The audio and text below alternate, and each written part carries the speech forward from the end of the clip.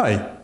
Today in my lab I want to show you a strange way that I've never seen online to apply solder mask and to draw silkscreen on fully custom and homemade double-sided PCBs. The core idea is to spray with an airbrush 2 layers of solder mask of different colors and then ablate only the top layer to draw the silkscreen and ablating both of them to expose the pad.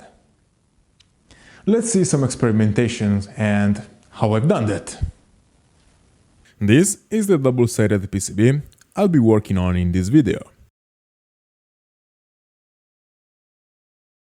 And this is how it should become. Now you'll be asking, how the hell was that guy able to make such a precise thing at home? I've already done a video on that. But now I've upgraded the formula, making it more reliable and even faster. So if you want an entire new, updated video, comment PCB. But why airbrushing solder mask? Most YouTube videos tell that if I want a PCB with solder mask, I should apply a drop of it and then place a plastic sheet on top. Then displace the solder mask with a plastic card. This process is quite tricky. It is very difficult to distribute it uniformly, and in this way I cannot do that on both sides in one shot. This means that I'm losing time. And since I want to do that for prototyping economical advantage, I don't really like that very much. Some YouTubers solved the uniformity problem using a technique very similar to the industrial process. But also in that way, it is really difficult to cover both faces at once.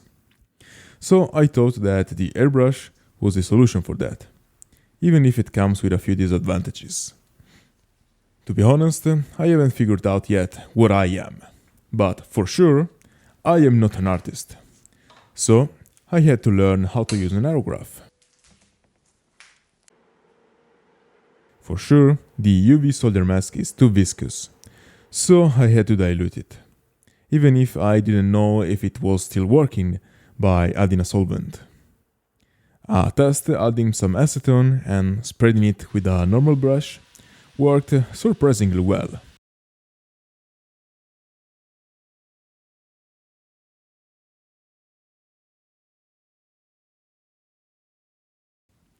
So after a few experiments, I found a good viscosity.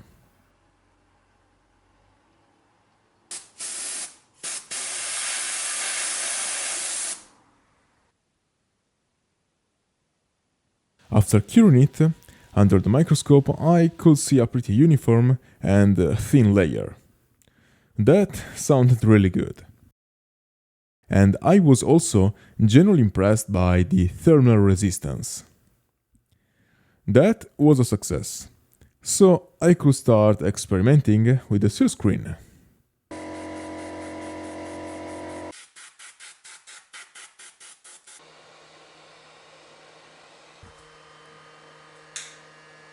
The first test was just to see if by slightly engraving a pattern I could see something. And the answer was no. Or at least with the naked eye. The microscope in fact shows some drawings, but again, it is quite useless because I want to see them with my eyes. So one thing that I wanted to test was to engrave completely the silkscreen, just increasing slightly the laser power. And yes, the contrast is so high that the characters are really visible. But that is actually exposed copper, and that's not good for oxidation and, who knows, unexpected short circuits while soldering.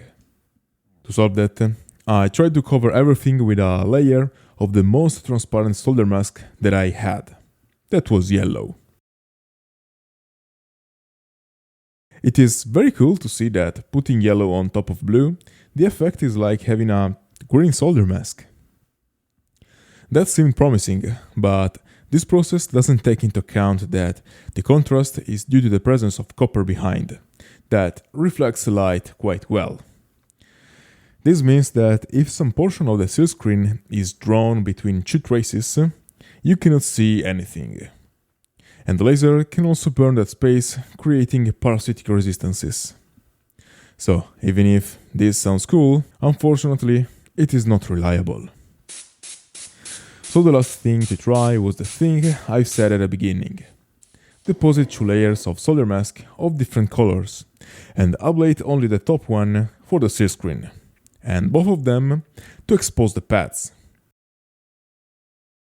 In the meantime, I've made this nylon cylinder that was intended for consuming the exact amount of paint, but unfortunately I realized it was quite tricky to set it up.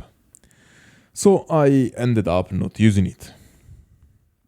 I tried many and many times getting the correct power to ablate only the top solder mask, but I actually didn't get real satisfying results.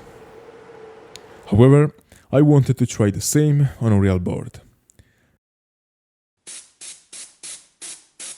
At that point, I didn't have some sort of vise to keep the board firmly in place, so I've done everything by hand. And that was enormously tricky, honestly. And for sure, doing like that doesn't allow me to parallelize the workflow. But in a few moments, you will see how I solved that problem. I mean, under the microscope, the result to me wasn't good at all. Some silkscreen was exposed, some other wasn't, and it was really difficult to identify by eye. It seemed like the blue solder mask wasn't absorbing very well the laser light. So it also wanted to ablate the white solder mask, creating a mess. One solution, for sure, was to increase the layer thicknesses, but that's not something easily repeatable. At that point, I was a bit worried that I found a dead end, but then I remember that I still had some black solder mask. So after all these efforts, I simply had to try. And with the first sample, I've immediately seen a huge potential. So with a speed of 2 meters per second, a power of 1% and 100 kHz of frequency, I've tried on many other samples. If you see them a bit dirty, it is because I've tried some brutality tests on them, but the results looked really promising. So let's make a real board to see if I can implement this process in my entire double-sided PCB workflow, and also to see how much time it takes. I'll show you in detail the process.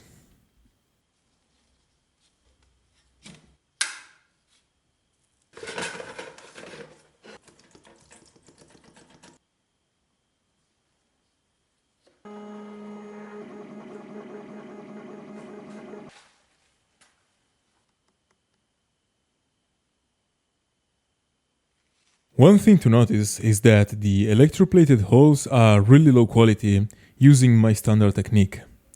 It will be interesting to try the reverse pulse electroplating. Literature seems talking about it pretty good, so it may be worth a try, but that's for another video. At the beginning, I've said that the process has become faster, also because I've written a Python code that automates the repetitive tasks in the softwares. These are my new 2 little friends. The first one is made by 2 UV LED panels to polymerize the solder mask. The distance between these two is exactly the thickness of this 2-piece vise that I've built a few years ago. This one will clamp the board, keeping it fixed while I'm spraying the solder mask on both sides. I'll show you how. I can place the board in the middle of the vise and then gently press the jaws.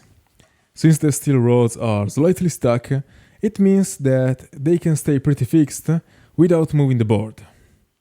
Then I can spray the white solder mask on both sides.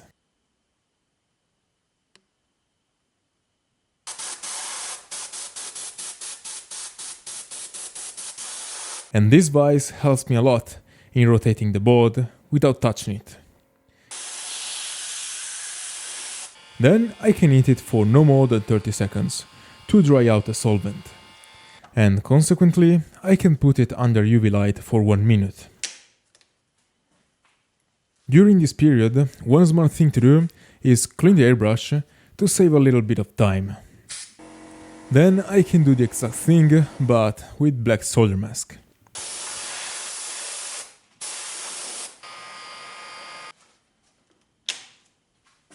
The black solder mask is a bit more tedious to polymerize, but to keep the polymerization time to 1 minute, I can simply clean the excess with some alcohol.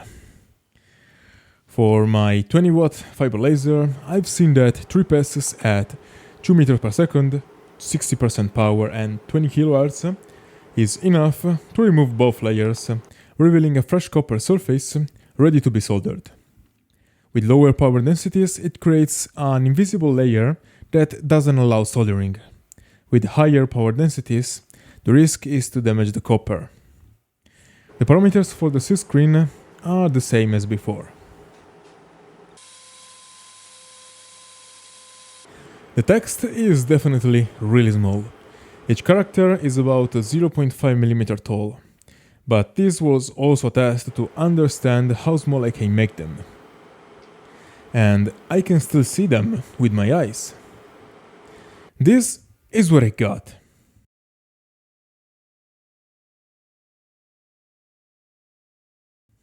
That is a satisfying result.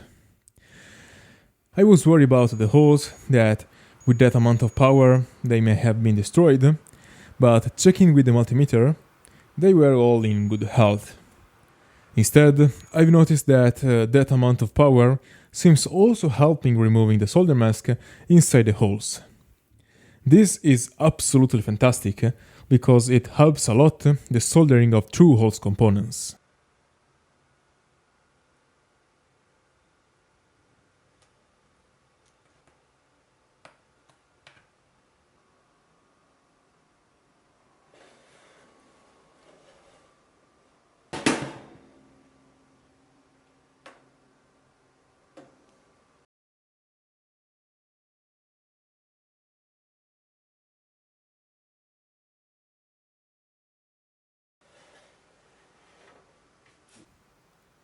And this is the board with solder components.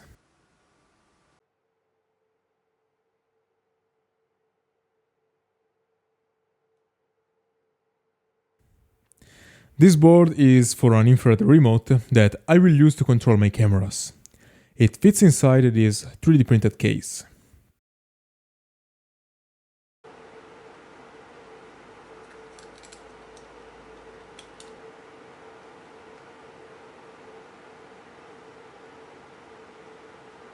The last thing I want to do is see if it can be programmed. And yes, the computer is reading its memory.